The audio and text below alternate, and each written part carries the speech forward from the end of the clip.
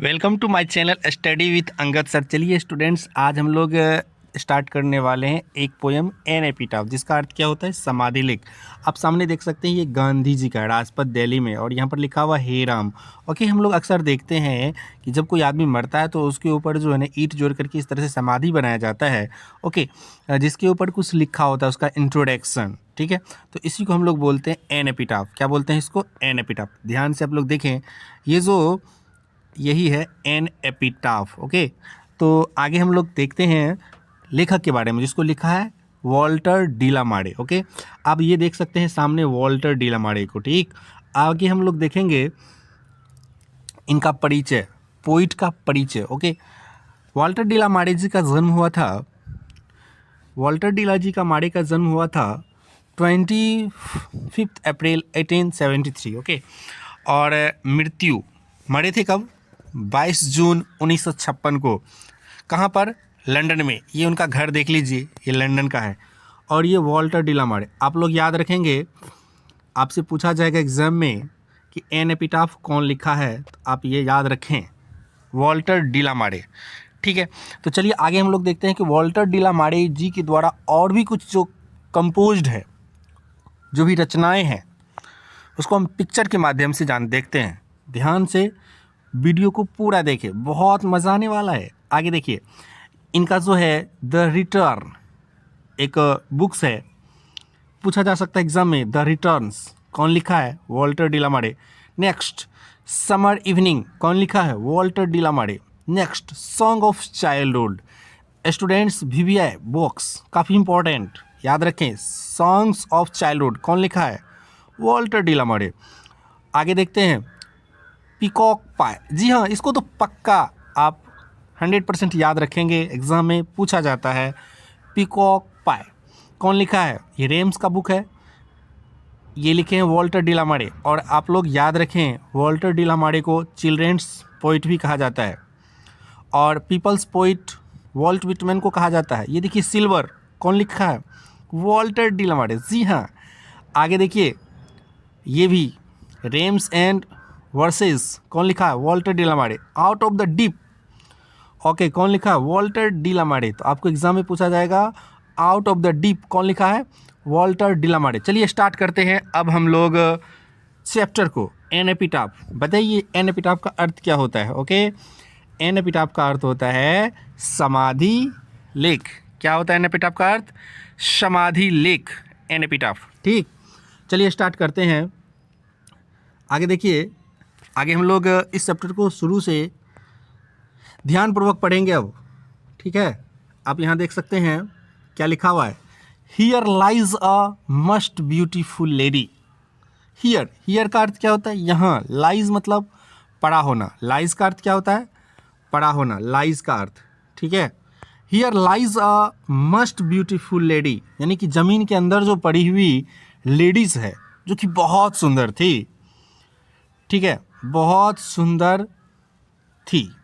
थी क्यों बोल रहे हैं? क्योंकि लेडीज़ अब मर चुकी है, और वो जो लेडीज़ थी लेखक को काफ़ी सुंदर लग रही थी। लेखक यहाँ पर सुंदरता का चर्चा कर रहे हैं, सुंदरता का। ओके, और ये बताना चाहते हैं कि हमारे मरने के बाद क्या हमारी सुंदरता रहती है, या हमारा विचार, हमारा व्यवहार रहते हैं। आगे नेक्स्ट लाइन देखें, light of steep and hurt was she, जिसका अर्थ होता है वो हमेशा दिखती थी, घूमते हुए दिखती थी, कहीं पर भी नज़र आ जाती थी लेखक को। Light of steep and hurt was she. Okay, next देखते हैं,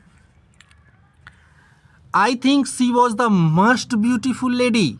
मैं सोचता हूँ वह जो लेडीज़ थी, must beautiful lady, most beautiful lady, वो बहुत ही मोस्ट थी, बहुत ही सुंदर थी। ओके, कहाँ सुंदर थी? आगे देखिए, आगे जो है वह जो लेडीज़ थी, that ever was in the west country. West country में वह लेडीज़ सबसे ज़्यादा सुंदर थी। वेस्ट कंट्री में वह लेडीज़ जो थी, that ever was in the best country. ठीक है, पश्चिम के देशों में स्त्रियों में वो सबसे ज़्यादा सुंदर थी। ठीक है, बट ध्यान दें, बट ब्यूटी वेनिसेज, लेकिन सुंदरता जो है वो वेनिसेज हो गया। वेनिसेज का अर्थ क्या होता है? टुकड़ों में बट जाना, गायब हो जाना। उसकी जो सुंदरता है वो डिस्ट्रॉय हो गया क्योंकि वो मर चुकी है। तो यहाँ पर पोइट हम लोगों को समझाना चाह रहे हैं कि हमारी जो सुंदरता है वो मरने के बाद वो गायब हो जाएगी। हमारी सुंदरता को कोई याद नहीं रखेगा, हमारे गुण को याद रखेगा, हमारे अंदर जो क्वालिटी है उसको याद रखेगा, हमारे जो नेचर है उसको याद रखेगा। However rare rare it be, okay. However, जबकि, रेयर, रेयर का अर्थ क्या होता है? दुर्लभ। जबकि यह दुर्लभ है। क्या दुर्लभ है? आगे देखते हैं।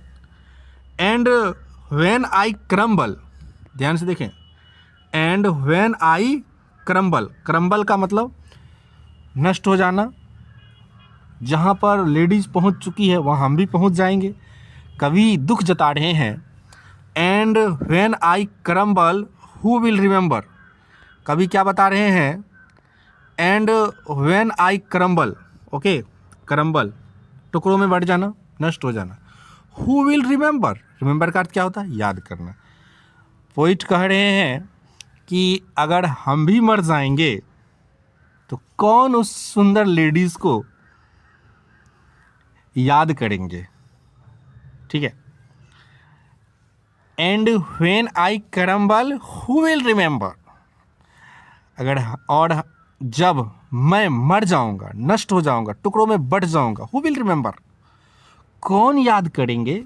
दिस लेडी, इस लेडीज को जो कि मिट्टी के अंदर मरी पड़ी है, जिसको लेखक देखने के लिए समाधि तक पहुंच जाते हैं, क्योंकि लेखक, उसकी जो सुंदरता है, उसकी जो ब्यूटीफुल है, सुंदरता पे लेखक फिदा थे। उसकी सुंदरता काफ़ी लेखक को अच्छा लगता था। आगे देखते हैं। आगे है this lady of the west country, वह जो लेडीज़ थी वेस्ट कंट्री में सबसे सुंदर थी। तो आप लोग याद रखेंगे इस चैप्टर को कौन लिखा है? वॉल्टर डिलामारे। कौन लिखा है? वॉल्टर डिलामारे। 8 लाइन्स की जो ये पोएम है काफ़ी अच्छा है। आगे हम लोग अगली वीडियो में इसका समरी पढ़ेंगे। ओके, आप लोग हो सके तो इस पोएम को याद भी कर लें, क्योंकि स्टूडेंट्स आपसे पूछा जाएगा, जैसा कि here lies a most beautiful lady, light of steep and heart वो she, this line is taken from. पूछा जा सकता है, एग्जाम में पूछा जाता है, यह जो लाइन है कहाँ से लिया गया है, किस चैप्टर से? जी हाँ, यह जो लाइन है यह लिया गया है एन एपिटाफ से। कहाँ से लिया गया है? एन एपिटाफ से, जिसको कौन लिखा है students? Walter de la Mare. Thank you for watching. Please subscribe and like my channel.